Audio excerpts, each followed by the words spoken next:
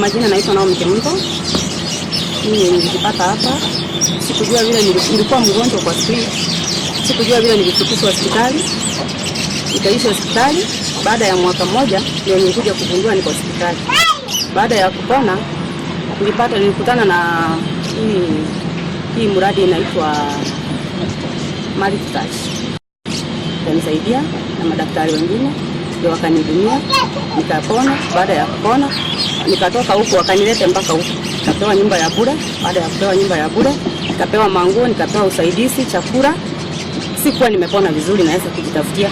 Sasa baada ya kupona nikaachiliwa hapo kwa shamba, nikaanza kufanya hiyo mradi. Wageni wakitembea hapa tunawaonyesha vile wanafanya. Nikaendelea na maisha, nikakuja nikapata mzee. Baada ya kupata mzee, nikapata watoto, niko na watoto wawili, mmoja kako class 3 na kingine kako nasa wako shuleni. Kutoka hapo tukaendelea na maisha na Mungu anazidi kutusaidia, na tunasema hii mradi iendelee, maana yake tulikuwa mama wengi sana, tulikuwa mama karibu 11. Kile tulikuwa mama 11 tukaweza kusaidiwa, na kila mtu akisaidiwa akaweza kumudu maisha. Na vile niko hivi, maisha naweza furahia ni kwa sababu ya hii mradi ya intensify. Hata mimi niweze kuishi kama mama wengine.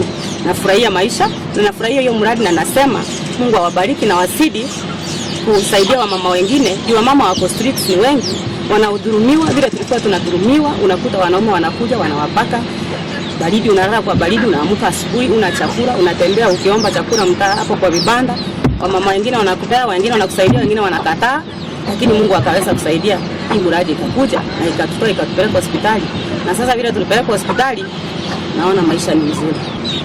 Tunafundishwa kufuga kuku, vile tunaweza anza kufuga kuku ya mayai, kuku ya kienyeji ya nyama, iweze kusaidia. Na ukulima pia, vile tunalima, vile tunafanya kazi kwa hii miti, vile tunatengeneza hii miti, vile unaweza palilia, vile unaitunza hata wakati wa kiangazi, wakati wa mvua, vile tunaweza kufanya isiweze kukauka. Nilikutana na wao, nao walifurahi sana kwa sababu hawakujua vile wanaweza nipata, lakini baada ya kupona ilibidi sasa na mimi nianze kuwatafuta. Vile nilianza kuwatafuta tukaweza kukutana nao, hata wao walifurahia na wakashukuru hii mradi sana. Maisha tulikuwa nayo ni mbaya sana. Imagine maisha ya kuishi street, kulala kwa baridi, hauna chakula, unatembea unakuta wanaume wanatoka hapa na hapa wanakudhulumu hata uwaelewi. Hii majina naitwa Petronila Makoha. Mimi nilipatikana hapa na kurui. Sikuwa naeleweka vile nilikuwa na yani ninatakikana, lakini nikapata, akanisaidia, nikapona na nashukuru Mungu. Nafundisha wamama vile wanaweza kupanda nasari, vile tunaweza kupalilia hata wakati wa kiangazi, wakati wa mvua, hata tuko na maji, sisi wenyewe tunamwagilia. Mimi mwenyewe niko na biashara, napika chakula, ninapelekea kuuza huko. Lakini wakati nilikuwa bado niko mgonjwa, ulikuwa mbaya, ulikuwa unachapa watu, na hayo yote ninarudishia Mungu shukrani kwa sababu nilipona. Sasa hivi tuko na mradi, hata nimefuga kabuku, nikitaka mayai ya kienyeji mimi mwenyewe nakula yangu, siwezi kwenda kununua. Sasa mimi huwa nashukuru kwa sababu nimetoka mbali sana. Hata niko na watoto wawili, mwingine ameenda shule, mwingine ameenda kucheza kwa jirani. Sasa huwa naomba hii mradi bado iendelee. Hata watu yani tulikuwa mama kama 12, wengine bado wanahangaika, lakini sisi walikupeleka hospitali tukapona, na huwa tunashukuru Mungu. My name is Christine Wangari. I am the director, co-founder of Multitouch International. Multitouch is a conservational organization, NGO. We are heavily engaged in conservation through tree planting, where we target the rehabilitation of our water catchments, where we are propagating over 1.6 million seedlings of indigenous types. But these women were really suffering, and something needed to be done. Who was to do this, I wondered. I observed, I realized even myself, if I encountered one woman or any mad man or woman, the first thing we all do is move away from them. And my goodness, I was shocked. Even there were Congolese. There was a Congolese woman who was actually aborting. And it was so pathetic. Yeah? So we also apprehended her with the doctors, and they were all taken to medical hospital, where some of them remained for about a year, Some remained for 8 months, 6 months. But eventually, as we have just seen, we ended up with these two. These young ladies you have seen here were also in very pathetic conditions. Today, you have seen them. They are responsible citizens who have taken up their positions in development agendas. As you have seen, some are keeping cuckoos. There are even foresters in waiting. Call upon the public, you and me, to concert efforts so that we help these women, particularly women. No woman should be left out in the streets to be abused or to be just abandoned. Kenyans, to consult our efforts and collaborate with our ministry, to collect all these women from off the streets. There is enough, I believe there is enough money, there is enough facilities. We have enough facilities in all our county hospitals, apart from Madari Hospital, to cater for them.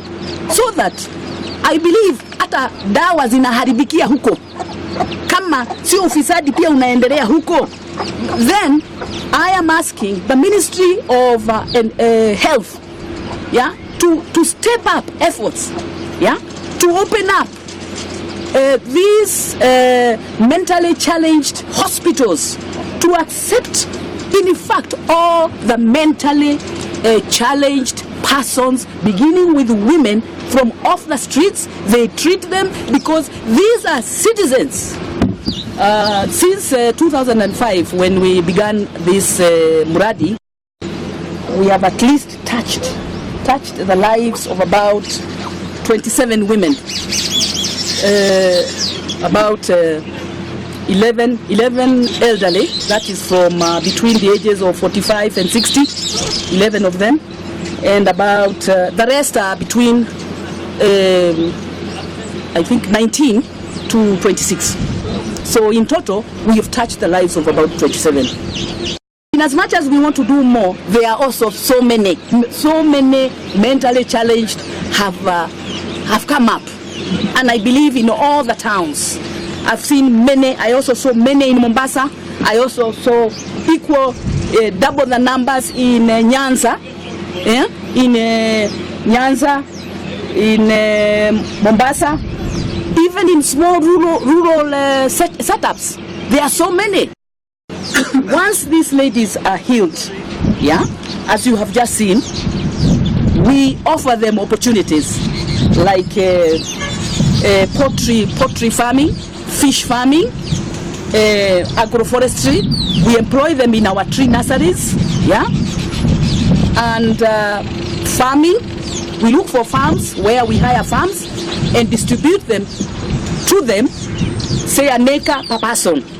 And whatever they farm there, we offer as available pre-marketed crops. Like for instance, if it's yellow kidney beans, we first acquire a market for them. We have extension officers from our good government who come and offer free services to for agriculture and fisheries and even forestry. Mental illness is progressive. It starts very little and progressively grows to a situation where now it becomes a mental illness, a full-blown case of mental illness. And many times it starts with something little that if it was addressed, it could solve the problem. Sometimes it begins with stress. So you are stressed as a result of something that you are not able to address yourself. So that situation gets out of hand. So it is from stress to depression and then finally to mental illness. So what is happening now, or what you see around now, is an indication of how people are suffering in their own personal level. People are suffering as a result of the difficulties of life's challenges. People are suffering because of the economy. People are suffering because of the high cost of life. People are suffering because of relationships. So if these problems are not handled at the very early beginning, then they will progressively lead into depression and finally lead to mental illness. I want to tell you that many of the cases you see in the streets can be helped, but some of them now are far beyond that window of being helped psychologically, so they need a medical intervention. But I want to tell you that many of them began with situations that could have been addressed psychologically. But number one, we need to be aware of what is happening around us and in our lives every day. So someone needs to bring it to our awareness. And then number two, we need also to be equipped with skills and resources on how to respond to these challenges when they come our way. And then number three, we also need to have people that we can trust, people that we can talk to openly, people that we can share our feelings and our thoughts without fear of being judged, without fear of being condemned, people that we trust, people that can really help us to grow from our helpless situation. That's why I recommend counseling as the way to go. So if we had counselors who are willing also to give pro bono services, like I said, I'm also giving pro bono services in counseling services. I'm aware that there's a bill in Parliament which has been there for many years now, because counsellors in the Kenyan government has not been recognized as a cadre. The Kenyan government has not embraced counselling as a profession. So it is high time that the government took note of the suffering around and made a bold move of passing a bill in Parliament to have counsellors recognized as professions, as a cadre in this country, so that doors can open, so that we can see many counsellors coming up, and it can also influence people to go for counselling services and recognize the value they get from these services. So I would recommend that it is high time that the government did something about counselling as a profession.